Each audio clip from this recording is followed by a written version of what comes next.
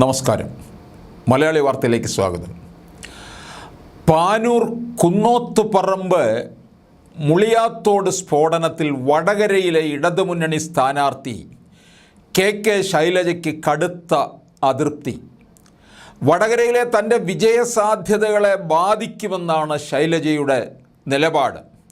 CPM സംസ്ഥാന നേതൃത്വത്തെ ശൈലജ ഇക്കാര്യം അറിയിക്കുകയും ചെയ്തു.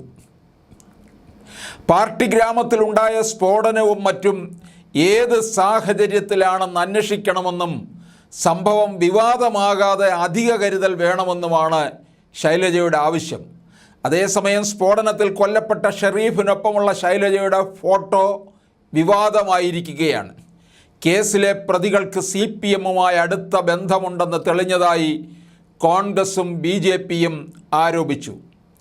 തൻ്റെ കൂടെ പലരും ഫോട്ടോ എടുക്കാറുണ്ടെന്നും ഇവരുടെയൊന്നും പശ്ചാത്തലം നോക്കാറില്ലെന്നുമാണ് ശൈലജയുടെ വിശദീകരണം. സ്ഫോടനവുമായി പാർട്ടിക്ക് ബന്ധമില്ല. എല്ലാ പാർട്ടികളിലും ശരിയല്ലാത്ത പ്രവണതയുള്ളവരുണ്ടാകും. സ്ഫോടനത്തിലെ പ്രതികളെല്ലാം മറ്റു പാർട്ടികൾക്കൊപ്പം ചേർന്ന് പ്രവർത്തിക്കുന്നവരാണെന്നാണ് ലഭിക്കുന്ന സൂചന. ഇങ്ങനെയൊക്കെ വിശദീകരിക്കുമ്പോഴും കടുത്ത അതൃപ്തി ശൈലജയ്ക്കുണ്ട്.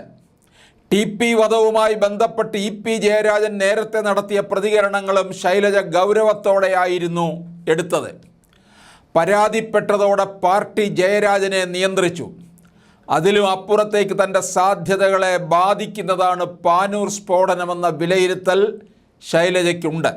അതുകൊണ്ട് തന്നെ അതിശക്തമായ അന്വേഷണവും പ്രതികളെ അറസ്റ്റ് ചെയ്യുന്ന ഇടപെടലും ഉണ്ടാകണമെന്ന നിലപാടിലാണ് ശൈലജ.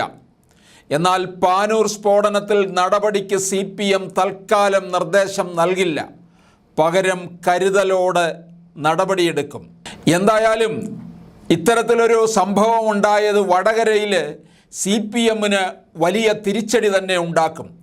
വടകര ഏതെങ്കിലും തരത്തിൽ വലതു ഭാഗത്ത് നിന്ന് ഇടത് ഭാഗത്തേക്ക് കൂട്ടിച്ചേർക്കാനായിട്ട് ശ്രമിച്ചുകൊണ്ടിരിക്കുമ്പോഴാണ് ഈ ബോംബ് സ്ഫോടനം ഉണ്ടാകുന്നത്.